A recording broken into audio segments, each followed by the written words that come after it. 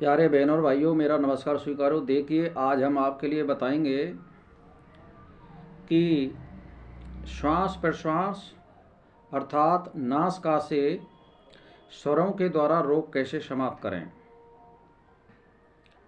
तो इसमें ध्यान दे करके सुनिए। मैंने आपको कल के वीडियो में बताया था कि प्रतिपदा आदि तिथियों को यदि निश्चित नियम के विरुद्ध सांस चले तो समझना चाहिए कि निसंदेह कुछ अमंगल होने वाला है, यानी कोई रोग होने वाला है। तो जैसे शुक्ल पक्ष की प्रतिपदा को सवेरे यदि नींद टूट जाए तो उस समय पहले यदि दाहिनी नाक से श्वास चलना आरंभ हो तो उस दिन पूर्णिमा तक के बीच गर्मी के कारण कोई रोग होता है। यानी शुक्ल पक्ष की प्रतिपदा का मतलब है मावस के पीछे पड़ने वाली, और पूर्णिमा से पीछे जो पड़ने वाली जो प्रवाह होती है उसको अगर बायां स्वर चले तो कोई रोग होने वाला है।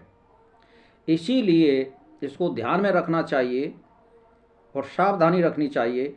अगर ऐसा हो रहा है तो आप एक रुई या कोई नरम कपड़े का गोला बना ले लिए छोटा सा, और उस नथने में लगा लीजिए जहाँ पे हमारी विपरीत श्वास चल रही है। जैसे मान के चलिए मावस की प्रवाह जो आती है मावस के बाद, वहाँ पे आपका यदि सूर्योदय के समय दाहिना स्वर चलता है यानी सीधे हाथ वाला, तो मेरा कहने का मतलब यह है कि उसको बंद कर देना चाहिए।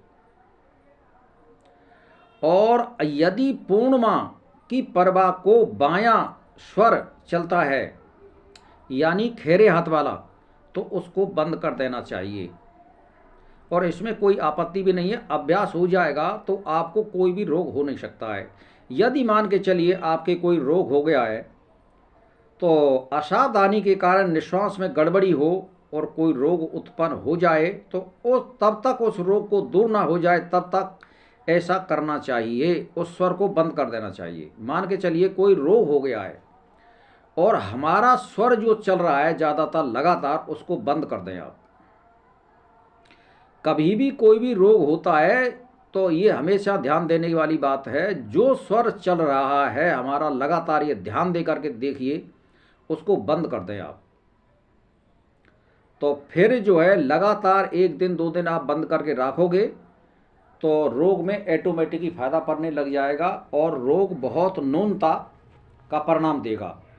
तो इस तरह से रोग दूर हो जाए तब तक ऐसा करना चाहिए, जिसमें शुक्ल पक्ष में दाहिनी और कृष्ण पक्ष में बाईं नासिका से श्वास ना चले, ये ध्यान देना चाहिए।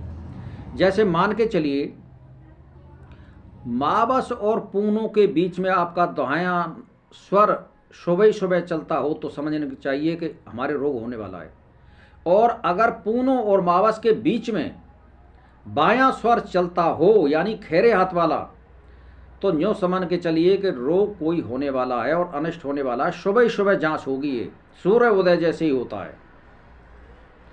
तो ये जांच कर ले आप। अगर ऐसा होता है तो उस स्वर को आप बंद करके रखिए।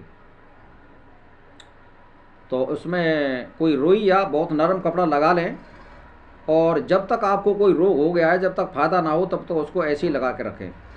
यदि कोई भारी रोग होने की संभावना होगी तो वह भारी ना हो करके बहुत सामान्य रूप में होगा, फिर थोड़े ही दिनों में दूर हो जाएगा वो रोग। यानी कहने का मतलब ये है कि बहुत बड़ा संकट बहुत कम समय में टल जाएगा और कोई बड़ा रोग होने की संभावना नहीं है। ये बिल्कुल ही गणित आपके शरीर में ही दे रखा है।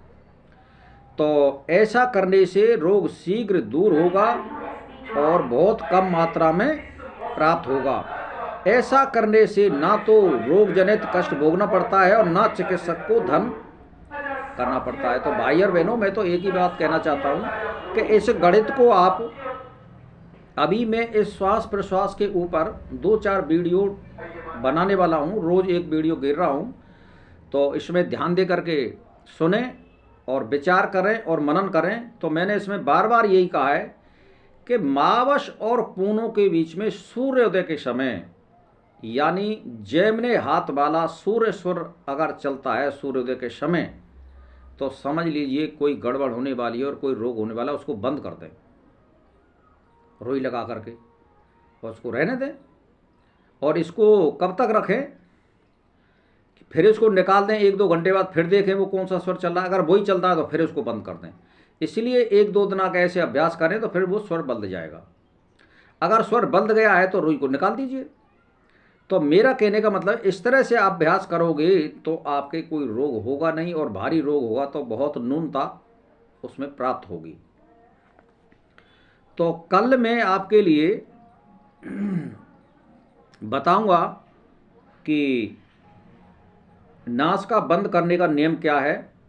आज मैं यही बता रहा हूँ आपके लिए कि शुक्ल पक्ष और कृष्ण पक्ष में कौन सा स्वर चलता है और कौन सा स्वर विपरीत होता है। तो इसका ज्ञान प्राप्त किया है, और आप ध्यान दे करके अगर विचार करेंगे, मेरा वीडियो को बार बार अवलोकन करेंगे तो निश्चित ही लाभ मिलेगा। बस इसी के साथ मेरा प्रणाम स्वीकार हो।